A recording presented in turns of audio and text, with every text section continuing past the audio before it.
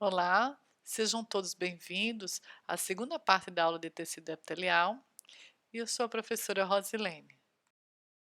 Nessa segunda parte da aula de tecido epitelial, vou falar um pouco sobre os tipos de epitélio, sobre a classificação e características histológicas dos epitélios de revestimento. Irei comentar sobre a formação, classificação e características histológicas dos epitélios glandulares, além de especificar a diferença entre dois tipos de epitélios glandulares, que são o ácido seroso e o túbulo mucoso. E ao final da aula, farei algumas correlações clínicas a partir do tecido epitelial, além de sugerir a leitura de um artigo científico que exemplifica uma aplicação prática de alguns conhecimentos sobre tecido epitelial. O tecido epitelial ele é classificado em dois grandes grupos: tecido epitelial de revestimento e tecido epitelial glandular.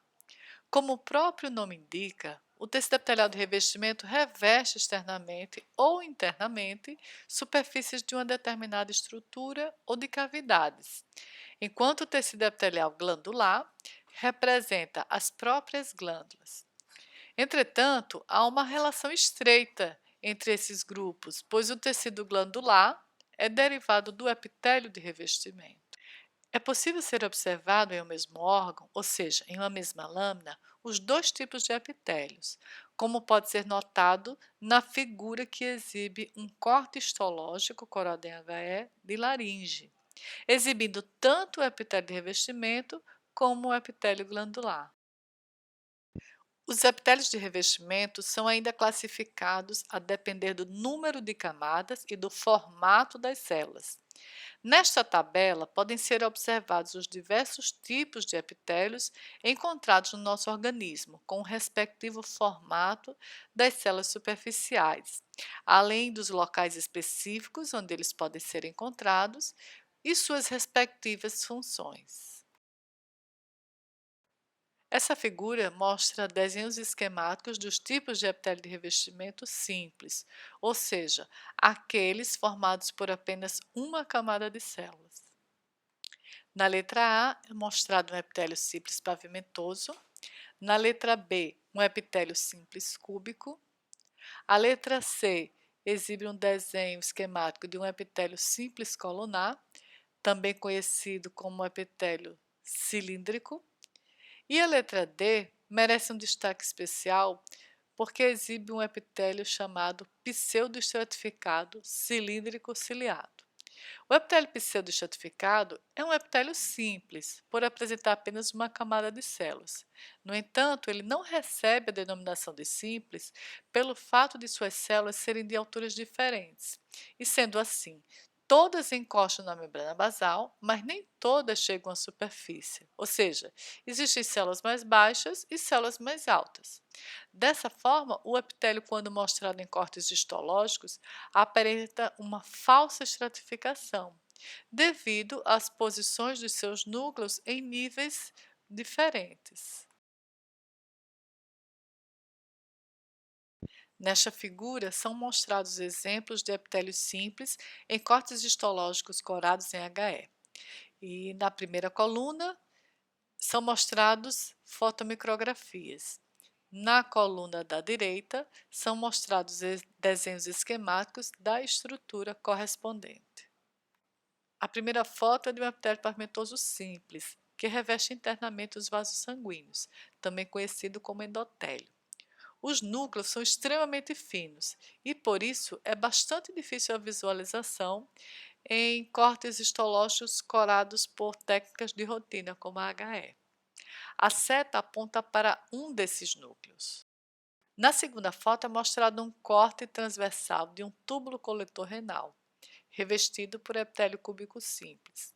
Esses núcleos são bem arredondados e podem ser vistos com maior facilidade do que os anteriores. Um corte de intestino delgado pode ser visto na foto 3, que é um exemplo de epitélio colunar ou cilíndrico simples. A seta aponta para os núcleos alongados e a dupla seta aponta para os limites basal e apical do epitélio, que tem uma pequena porção marcada por um contorno em vermelho. Esta figura mostra desenhos esquemáticos dos tipos de epitélio de revestimento compostos, ou seja, aqueles formados por mais de uma camada de células. Na letra A, é mostrado um epitélio estratificado pavimentoso. Na letra B, um epitélio estratificado cúbico. E as letras C e D exibem o epitélio chamado epitélio de transição. Entre os tipos de epitélio de revestimento compostos ou estratificados, existe um epitélio mais específico, que é chamado epitélio de transição, pois ele só é encontrado no trato urinário. Ele recebe esse nome porque sofre modificação a depender do estado de distensão ou relaxamento do órgão. Por exemplo, a depender se a bexiga encontra-se cheia ou vazia, o epitélio se mostra morfologicamente diferente, como exibido nas letras C e D. A letra C mostra um epitélio de transição de um órgão no estado de relaxamento.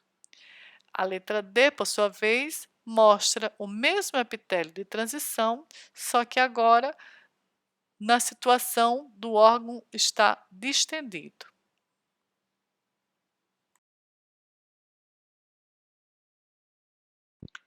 Nessa figura são mostrados exemplos de epitélios estratificados em cortes histológicos na coluna da esquerda e seus respectivos desenhos esquemáticos mostrados na coluna da direita.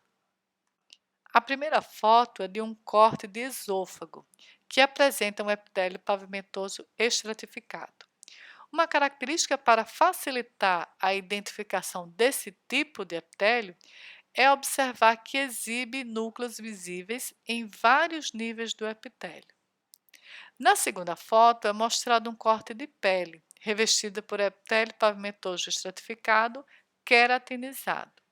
A queratina é a camada mais superficial deste epitélio e caracteriza-se pela ausência de núcleos. O epitélio pseudoestratificado é mostrado nessa figura, que exibe 3 cortes histológicos corados em HE na coluna da esquerda e seus respectivos desenhos esquemáticos na coluna da direita.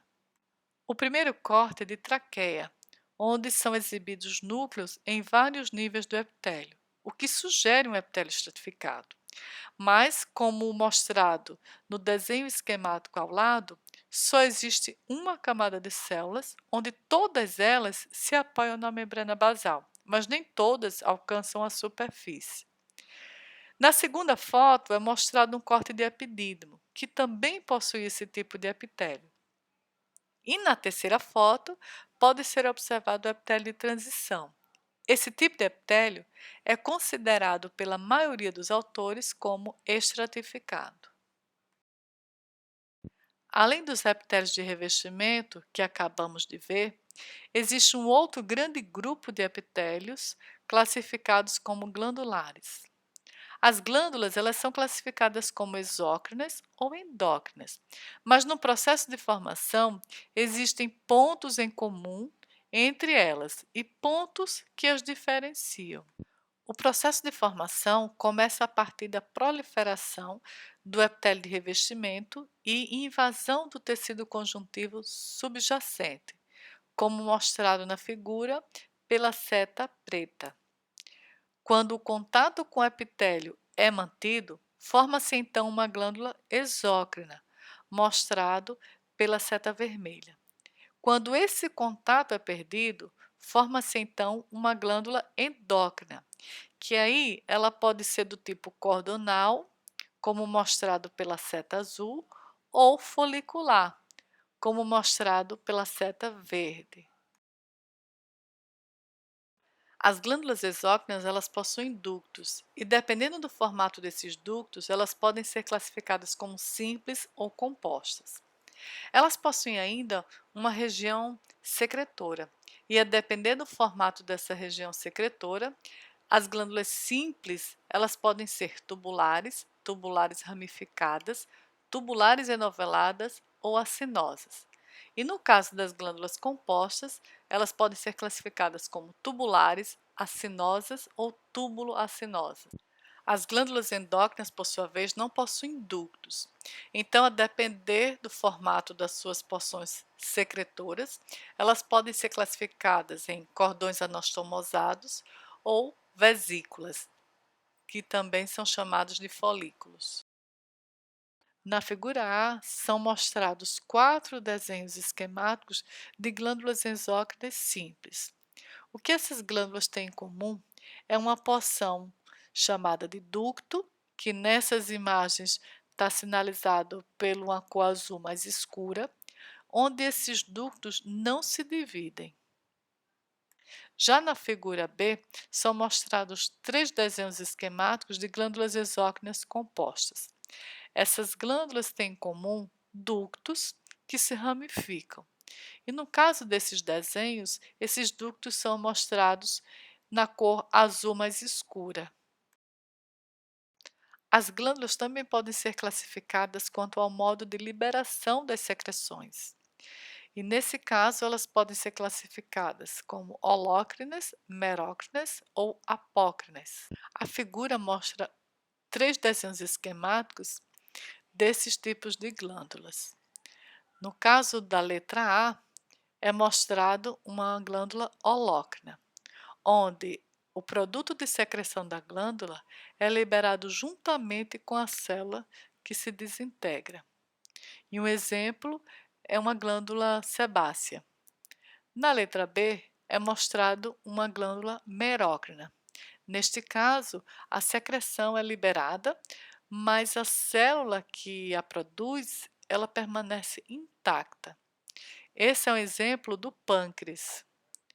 Na letra C, é mostrada uma glândula apócrina. Nesse caso específico, uma porção do citoplasma da célula é liberado juntamente com a secreção.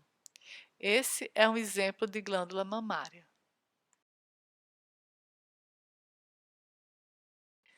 Umas células epiteliais específicas que merecem destaque são as células mioepiteliais, que possuem proteínas contráteis do tipo actina e miosina. Essas células elas são encontradas, por exemplo, revestindo porções secretoras das glândulas e, quando contraídas, facilitam a liberação das secreções produzidas por essas regiões específicas. A figura mostra um desenho esquemático de uma glândula salivar que exibe as células mioepiteliais em amarelo, tanto revestindo uma porção secretora, como mostrado na seta azul, quanto revestindo um ducto, como mostrado na seta vermelha. As glândulas também se diferenciam pelo tipo de conteúdo que secretam, e assim são classificadas como glândulas serosas ou ácidos serosos e glândulas mucosas ou túbulos mucosos. O conteúdo do ácido seroso ele é mais aquoso, enquanto o conteúdo do túbulo mucoso ele é mais viscoso. Essas glândulas, entretanto, não só se diferenciam pelo tipo de secreção, como também pelo formato das células da porção secretora. Na figura da esquerda são mostrados 2 desenhos de um ácido do tipo seroso. Já na figura da direita, são mostrados 2 desenhos esquemáticos de um túbulo mucoso.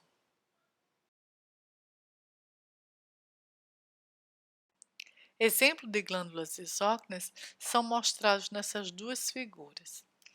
Na figura da esquerda, são mostrados 2 cortes histológicos corados em HE de glândula do tipo mucosa. Na figura da direita, são exibidos 2 cortes histológicos corados em HE de uma glândula do tipo serosa. A figura da esquerda são 2 cortes de esôfago, mostrando túbulos mucosos. Nesses túbulos são observadas células mais claras, com núcleos mais achatados e localizados bem na porção basal da célula. Na figura da direita, são mostrados 2 cortes de pâncreas como exemplo de ácidos serosos. Nesse caso, as células elas são um pouco mais escuras do que nos túbulos mucosos e os núcleos eles são mais arredondados, mas também são localizados mais na região basal da célula. Os epitélios também podem sofrer alterações tanto reversíveis, que são as metaplasias epiteliais, quanto irreversíveis, que são as neoplasias. As metaplasias ocorrem devido a uma adaptação do tecido a alguns fatores de agressão, como por exemplo, a um vírus. Dois tipos de metaplasias são as alterações de epitélio colunar para pavimentoso ou vice-versa. As neoplasias epiteliais podem ser benignas ou malignas e são conhecidas como papilomas, carcinomas, adenomas e adenocarcinomas. Na figura é mostrado um corte histológico de colo uterino que exemplifica a metaplasia colunar parapavimentosa. Esta exibe uma região de epitélio pavimentoso estratificado, apontado pela seta, entre duas regiões de epitélio normal, que é o epitélio colunar específico do colo do útero. Essa metaplasia pode ser provocada por uma infecção viral. Esse artigo, publicado em 2016, exemplifica na prática clínica a importância do conhecimento dos tecidos, em especial do tecido epitelial, para se entender o desenvolvimento de algumas alterações patológicas. Nesse caso, é um estudo envolvendo pacientes que receberam quimioterapia para tratamento de câncer, onde se investigou especificamente defeitos nas junções de adesão no epitélio bucal e sua relação com a mucosite oral, que é uma das mais comuns e debilitantes manifestações clínicas em pacientes que recebem quimioterapia. Finalizo aqui, então, a aula de tecido epitelial com as referências, agradecendo a todos pela atenção.